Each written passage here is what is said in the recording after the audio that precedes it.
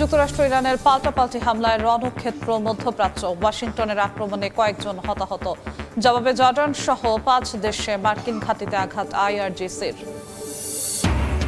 আজব সাগরে 14টি জাহাজে আক্রমণ জেলেনস্কি বাহিনীর। ইউক্রেন জুড়ে রুশ হামলায় আরও 4 জনের প্রাণহানি। সুমি অঞ্চলের বসতি নিয়ন্ত্রণে নেয়ার দাবি মস্কোর।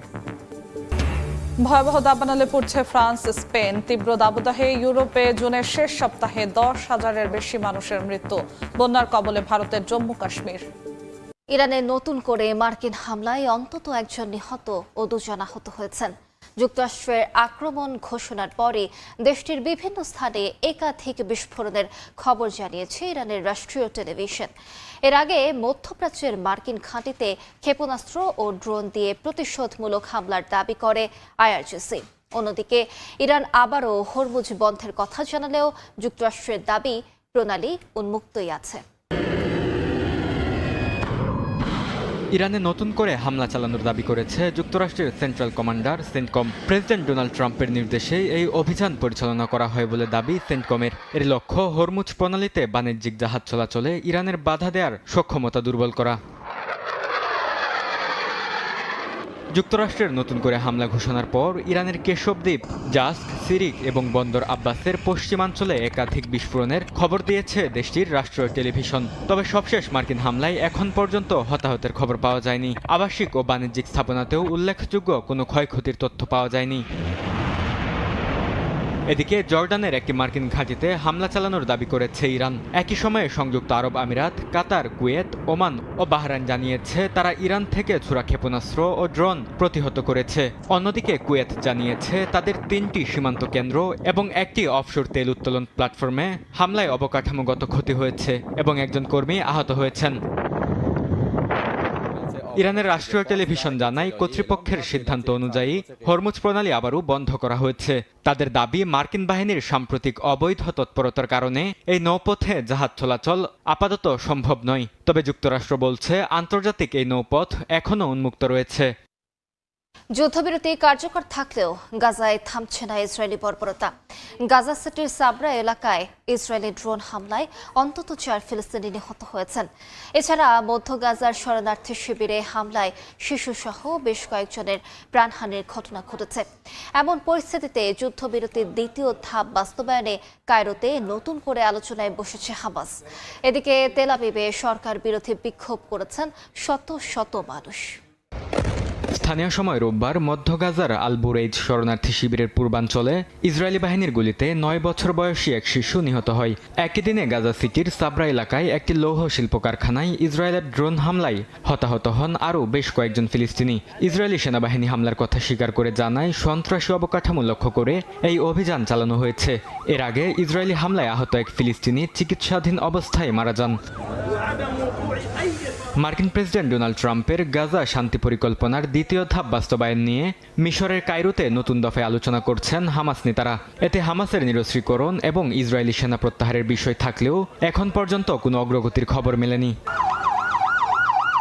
যুদ্ধবিরতি কার্যকর থাকলেও গাজায় অব্যাহতভাবে বিমান হামলা চালাচ্ছে ইসরায়েলি বাহিনী। উপত্যকার স্বাস্থ্য কর্তৃপক্ষের তথ্য অনুযায়ী ইসরায়েলি অভিযানে এখন পর্যন্ত 73,000-এর বেশি ফিলিস্তিনি নিহত এবং প্রায় 1,74,000 মানুষ আহত হয়েছেন। ধ্বংসস্তূপের নিচ থেকে এখনও চলছে মরদেহ উদ্ধারের কাজ। অন্যদিকে তেল আবিবের হাবিমা স্কোয়ারে সাপ্তাহিক সরকার বিরোধী বিক্ষোভে অংশ নেয় শত শত মানুষ।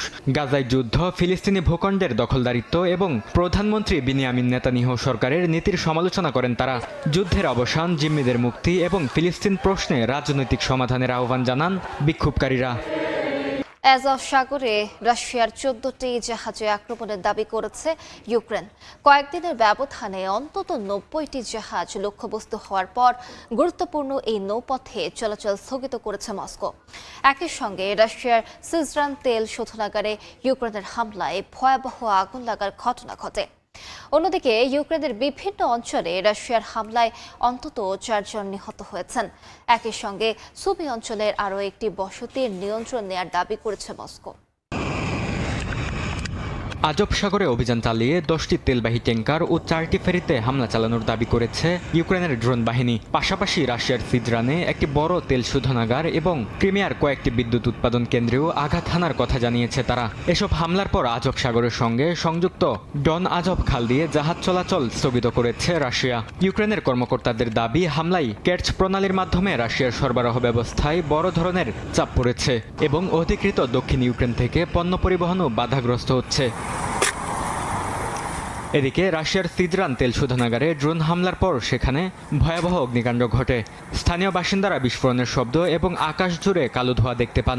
একই সময়ে ক্রিমিয়াগামী স্থল ও নৌপথেও একের পর এক হামলা চালাচ্ছে ইউক্রেন। এতে জ্বালানি সংকট, বিদ্যুৎ বিভ্রাট এবং সরবরাহ ব্যবস্থায় অস্থিরতা তৈরি হয়েছে বলে জানায় স্থানীয় সূত্র। ইউক্রেনের দাবি, এসব হামলার লক্ষ্য রাশিয়ার জ্বালানি অবকাঠামো ও সামরিক রসদ সরবরাহ দুর্বল করা। এছাড়া অধিকৃত ক্রিমিয়াকে বিচ্ছিন্ন করে ফেলাও তাদের টার্গেট। অন্যদিকে ইউক্রেনের বিভিন্ন অঞ্চলে হামলা অব্যাহত রেখেছে রাশিয়া। সর্বশেষ দনিপ্রোপেট্রোভস্ক ও খেরসনে রুশ হামলায় বেশ কয়েকজন নিহত হন। একই সঙ্গে সুমি অঞ্চলে একটি বসতির নিয়ন্ত্রণ নেওয়ার দাবি করেছে মস্কো।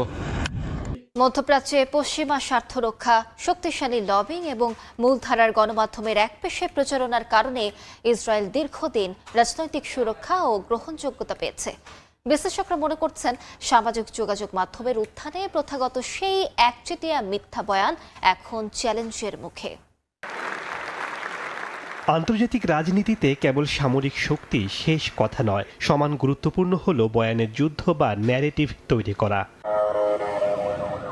দশকের পর দশক ধরে মধ্যপ্রাচ্যের সংঘাতে ইসরায়েলের সরকারি বক্তব্য ও অবস্থান আন্তর্জাতিক অঙ্গনে, বিশেষ করে পশ্চিমা বিশ্বে গ্রহণযোগ্যতার পাশাপাশি রাজনৈতিক সুরক্ষা পেয়ে এসেছে। বিশ্লেষকরা মনে করেন, পশ্চিমা বিশ্ব ও যুক্তরাষ্ট্রের মধ্যপ্রাচ্যে ভূরাজনৈতিক ও অর্থনৈতিক স্বার্থ রক্ষার জন্য তেল আবিবকে একটি নির্ভরযোগ্য ঘাঁটি হিসেবে বিবেচনা করে। এ কারণে পশ্চিমা নীতি নির্ধারকদের কাছে ইসরায়েলের নিরাপত্তা ও তাদের দেওয়া বক্তব্যকে রক্ষা করা অনেকটা নিজেদের স্বার্থ রক্ষার মতোই। দ্বিতীয় কারণ হলো, যুক্তরাষ্ট্র ও ইউরোপের রাজনীতিতে ইসরায়েলপন্থী লবিং গ্রুপগুলো অত্যন্ত সুসংগঠিত এবং অর্থনৈতিকভাবে শক্তিশালী। তারা নীতি নির্ধারক, বুদ্ধিজীবী এবং থিঙ্ক ট্যাঙ্কগুলোকে প্রভাবিত করতে সক্ষম। এর ফলে আন্তর্জাতিক পরিমণ্ডলে বা জাতিসংঘে ইসরায়েলের বিরুদ্ধে কোনো বড় পদক্ষেপ বা নিষেধাজ্ঞা আসলে পশ্চিমা দেশগুলো ভেটো ক্ষমতা ব্যবহার করে ঢাল হয়ে সুরক্ষা দেয়। অন্যদিকে পশ্চিমা মূলধারার সংবাদ মাধ্যমগুলোর একটি বড় অংশ ঐতিহাসিকভাবে ইসরায়েলের দাবি অনুযায়ী আত্মরক্ষার অধিকার নামক মিথ্যা বয়ানকে প্রাথমিক সত্য হিসেবে প্রতিষ্ঠিত করেছে। আবার আন্তর্জাতিক অঙ্গনে ইসরায়েলের সমালোচকদের ইহুদি বিদ্বেষী তকমা দিয়ে মুখ বন্ধের চেষ্টা করা হয়। তবে বর্তমান ডিজিটাল যুগে, বিশেষ করে সামাজিক যোগাযোগ মাধ্যমের উত্থানে, এই প্রথাগত বানোয়াট বয়ানের একচেটিয়া আধিপত্য বড় চ্যালেঞ্জের মুখে পড়েছে। মূলধারার গণমাধ্যমের ফিল্টার ভেদ করে বাস্তব চিত্র এখন সরাসরি বিশ্ববাসীর সামনে উঠে আসছে, যার ফলে কেবল ইসরায়েল সরকারের বিবৃতি অনুযায়ী সত্যকে আড়াল করা দিন দিন কঠিন হয়ে উঠছে। থাইল্যান্ডের রাজধানী ব্যাংককের একটি পানশালায় ভয়াবহ অগ্নিকাণ্ডে 27 জন নিহত হয়েছেন। দগ্ধ ও আহত অর্ধশতাধিক।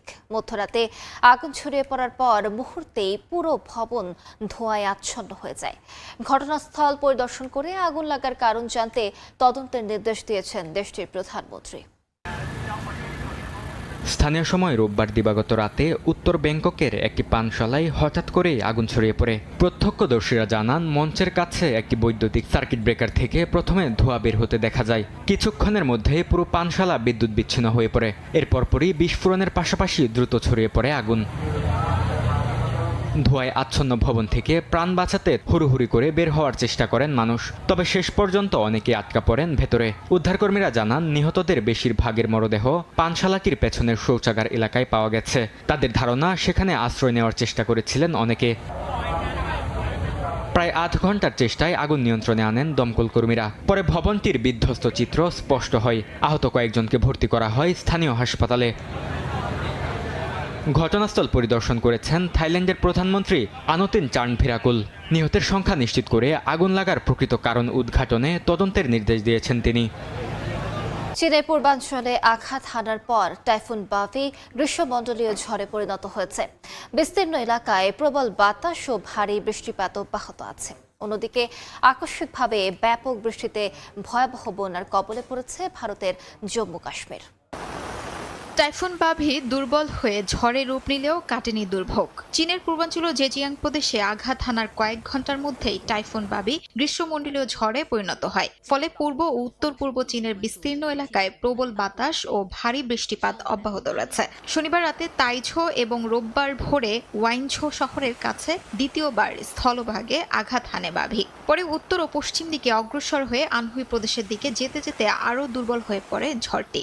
তবে আবহাওয়া কর্তৃপক্ষ আগামী দুদিনেও ভারী থেকে অতি ভারী বৃষ্টির সতর্কতা জারি করেছে। বাভির প্রভাবে সবচেয়ে বেশি ক্ষতিগ্রস্ত হয়েছে জেজিয়াং প্রদেশ, যেখানে 22 লাখের বেশি মানুষকে নিরাপদ আশ্রয়ে সরিয়ে নেওয়া হয়েছে। এছাড়াও সাংহাই ও ফুজিয়ান থেকেও কয়েক লাখ বাসিন্দাকে নিরাপদ স্থানে সরিয়ে নেওয়া হয়েছে। জেজিয়াং এর উপকূলীয় শহর ওয়েংচিং এ ঝড়ে 1300-এরও বেশি গাছ ভেঙে পড়েছে, যার মধ্যে শত শত গাছ শিকড় সহ উপড়ে গেছে। ঝড়ের কারণে সাংহাইয়ের 2 আন্তর্জাতিক বিমানবন্দরে প্রায় 650-টিরও বেশি ফ্লাইট বাতিল করা হয়। এদিকে ভারতের কাশ্মীরে নতুন করে বিপর্যয় ডেকে এনেছে আকস্মিক মেঘ ভাঙা বৃষ্টি। অনন্তনাগ ও পেহেলগাম এলাকায় রোববার ভয়াবহ আকস্মিক বন্যায় তলিয়ে গেছে মাঠ, ফসলি জমি ও ফলের বাগান। প্রবল স্রোতে উপড়ে গেছে বহু গাছ, ক্ষতিগ্রস্ত হয়েছে কৃষি জমি ও স্থানীয় অবকাঠামো। বিশেষজ্ঞদের মতে চলতি বছর জুন মাসে ভারতীয় ইতিহাসে অন্যতম শুষ্ক মাস হওয়ার পর এমন চরম আবহাওয়ার ঘটনা কৃষি উৎপাদন ও অর্থনীতির জন্য নতুন উদ্বেগ তৈরি করেছে। ভেনেজুয়েলায় ভয়াবহ ভূমিকম্পের 2 সপ্তাহ পরও নিহতদের উদ্ধারে চলছে অভিযান। ভূমিকম্পে নিহতের সংখ্যা বেড়ে দাঁড়িয়েছে 4333 জনে। এদিকে দুর্গন্ধ, দূষণ ও বিশুদ্ধ পানির সংকটে রোগবালাই ছড়িয়ে পড়ার আশঙ্কা জানিয়েছে বিশ্ব স্বাস্থ্য সংস্থা।